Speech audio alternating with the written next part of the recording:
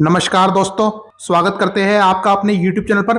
मित्रों, आज के इस वीडियो में हम जानेंगे कि वास्तु के अनुसार हमें सीढ़ियां बनाते समय क्या क्या सावधानियां रखनी है। मतलब क्या क्या ऐसी चीजें हैं जो वास्तु अनुसार सही है और कौन सी ऐसी चीजें हैं जो वास्तु अनुसार निषेध है और आपको वह बिल्कुल भी नहीं करनी चाहिए, वरना आपके घर में वास्तु दोष लग सकता है जो कि आपके लिए अच्छी खासी परेशानियां खड़ी करता रहेगा।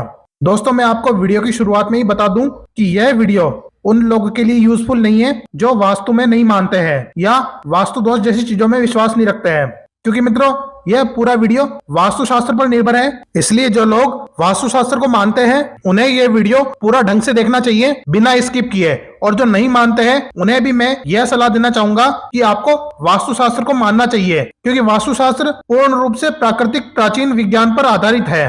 आप इसे सिर्फ स्पिरिचुअली ना समझे, आगे आपकी इच्छा।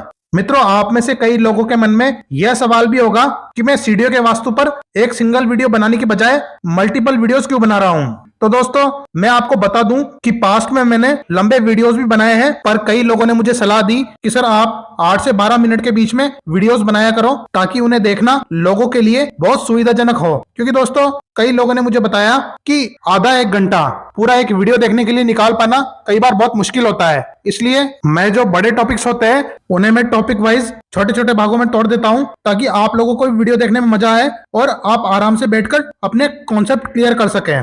तो चलिए दोस्तों, वीडियो की शुरुआत करते हैं बिना किसी देरी के। तो दोस्तों, सबसे पहले हम जानते हैं कि सीढ़ियों की संख्या कितनी होनी चाहिए एज पर वास्तु।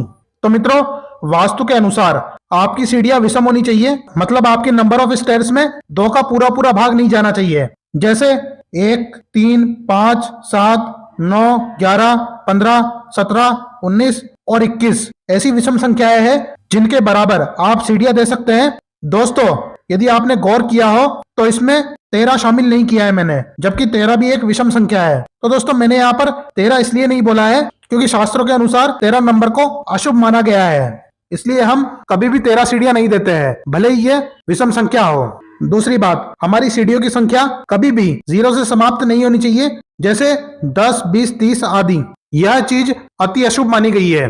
दोस्तों, तीसरा नियम, सीढ़ियां हमेशा क्लॉकवाइज घूमनी चाहिए। जैसे हम लैंडिंग के बाद सीढ़ियां मोड़ते हैं तो वह बाएं से दाएं की ओर जैसे घड़ी की सुई घूमती है, वैसे ही उस दिशा में हमारी सीढ़ियां घूमनी चाहिए। यदि आप एंटी क्लॉकवाइज घुमाते हो तो आपको वास्तु दोष लग सकता है। चौथा और सबसे महत्वपूर्ण नियम, सीढ़ियां किस दिशा में बनानी चाहिए। तो दोस्तों, इसका जवाब यदि हम जाने तो वास्तु के अनुसार हमारी 4 दिशाएं होती है, जिनमें पूर्व, पश्चिम, उत्तर और दक्षिण मानी गई है, और 4 प्रमुख विदिशाएं होती है। जैसे पूर्वोत्तर का कोना जिसे हम ईशान कोण कहते हैं, दूसरा पूर्व दक्षिण का कोना जिसे हम आग्नेय कोण कहते हैं, तीसरा दक्षिण पश्चिम का कोना जिसे हम नैऋत्य कोण कहते हैं, और चौथा पश्चिम उत्तर का कोना जिसे हम वायव्य कोण कहते हैं। दोस्तों, यदि हम इनमें सबसे बेहतरीन दिशा की बात करें तो दक्षिण पश्चिम मतलब हमारा नैऋत्य कोण सीढ़ियां प्रोवाइड करने के लिए अति उत्तम माना गया है। यदि आपके प्लान में साउथ वेस्ट में सीढ़ियां देना संभव नहीं है तो आप दक्षिण दिशा में बीच में भी सीढ़ियां दे सकते हैं। यदि आप दक्षिण दिशा में भी सीढ़ियां नहीं बना सकते हैं तो तीसरा विकल्प आता है कि आप पश्चिम मतलब वेस्ट दिशा में सीढ़ियों का निर्माण करवा सकते हैं। यदि आपको इन तीनों जगह सीढ़ियां देने की जगह ना मिल रही हो तो आप आग्नेय कोण मतलब साउथ ईस्ट दिशा में सीढ़ियां दे सकते हैं। पांचवा विकल्प, दोस्तों पांचवा विकल्प आपको तब सोचना है जब आपके पास शुरू के 4 विकल्प अवेलेबल ना हो। मैं आपको पांचवा विकल्प बता देता हूं, लेकिन यह हमारी तरफ से रिकमेंडेड नहीं है। दोस्तों, हमारा पांचवा विकल्प है वायव्य कोण, जो कि होता है हमारा नॉर्थ वेस्ट कॉर्नर। और फिर छठा विकल्प आता है पूरब दिशा मतलब ईस्ट दिशा।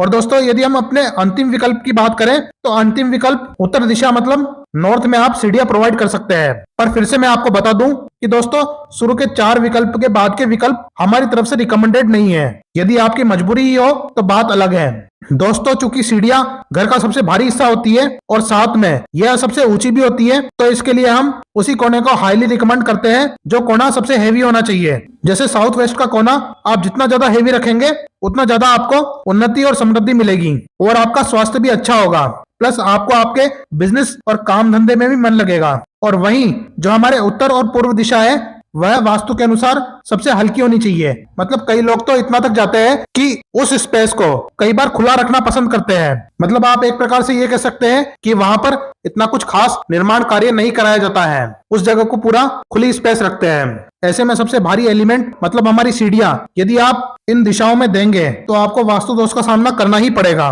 खासकर ईशान कोण मतलब नॉर्थ ईस्ट के एरिया में किसी भी हालत में सीढ़ियां देना वर्जित है। दोस्तों उसके अलावा ब्रह्म स्थान में भी सीढ़ियां बनाना वर्जित है। मतलब यदि आप लोगों को पता ना हो तो मैं आपको बता दूं कि ब्रह्म स्थान घर के बीचों बीच वाले एरिया को कहते हैं।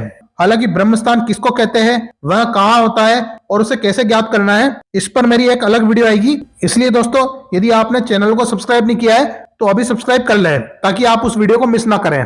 अच्छा दोस्तों ये तो हो गया कि हमें स्टेयरकेस वास्तु अनुसार कौन सी दिशा में देना है। अब हम बात करते हैं कि सीढ़ियों को चढ़ते और उतरते समय हमारा फेस किस दिशा में होना चाहिए। मतलब हमने ये तो पढ़ लिया कि हमें साउथ वेस्ट में सीढ़ियां बनानी है, पर हमें यह भी जानना होगा कि सीढ़ियां साउथ वेस्ट में किस प्रकार बनानी है ताकि वह हमारे लिए शुभ हो। तो दोस्तों हमें सीढ़ियां बनाते समय इस बात का ध्यान रखना है कि चढ़ते समय हमारा चेहरा साउथ डायरेक्शन मतलब दक्षिण या फिर वेस्ट डायरेक्शन मतलब पश्चिम दिशा में होना चाहिए और उतरते समय हमारा चेहरा उत्तर या पूर्व दिशा की ओर होना चाहिए।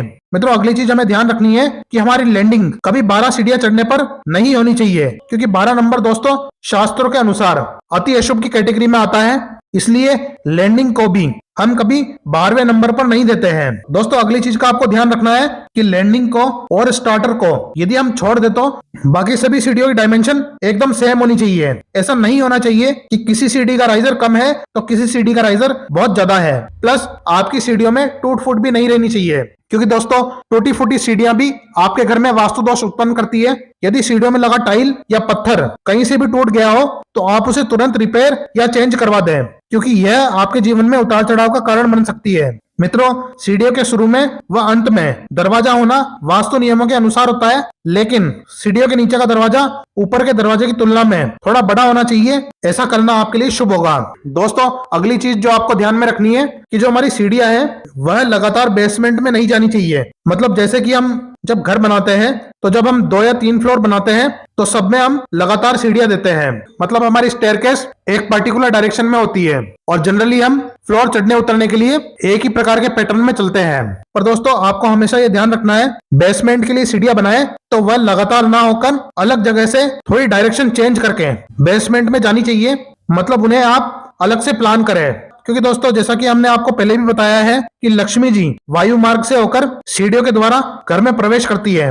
ऐसे में दोस्तों जब हमारी लक्ष्मी जी और पॉजिटिव एनर्जी सीढ़ियों के माध्यम से नीचे आए तो वह डायरेक्ट बेसमेंट में नहीं जानी चाहिए, क्योंकि दोस्तों पॉजिटिव एनर्जी ग्राउंड फ्लोर से लेकर आपके जितने भी फ्लोर्स हैं उन पर मूव करती रहनी चाहिए, ना कि बेसमेंट में जाकर एंड हो जानी चाहिए। क्योंकि दोस्तों हम ज्यादातर बेसमेंट को स्टोरेज या ऐसे रूम बनाने के लिए काम में लेते हैं जो डेली उपयोग में नहीं आते हैं और नॉर्मली हमारा बेसमेंट में जाना आना कम ही होता है। इसलिए बेसमेंट के लिए हम अलग से सीढ़ियां प्लान करते हैं ताकि हमारी पॉजिटिव एनर्जी ग्राउंड तक सीमित रहे, अंडरग्राउंड ना हो जाए। तो दोस्तों यह थी सीढ़ियों से जुड़ी कुछ वास्तु जानकारी। उम्मीद है आपको वीडियो पसंद आई होगी। दोस्तों इस वीडियो को बनाने में बहुत मेहनत लगी है, इसलिए यदि आपको वीडियो पसंद आती है तो एक लाइक जरूर कीजिए, चैनल को सब्सक्राइब कीजिए और इस वीडियो को अपने सारे दोस्तों के साथ शेयर कीजिए। खासकर उन लोगों को जरूर शेयर कीजिए जो या तो मकान बना रहे हैं या मकान बनाने का प्लान कर रहे हैं, ताकि उन्हें किसी प्रकार के वास्तु दोष का सामना ना करना पड़े। तो चलिए दोस्तों मिलते हैं आपसे अपनी नेक्स्ट वीडियो में, तब तक के लिए जय हिंद, वंदे मातरम।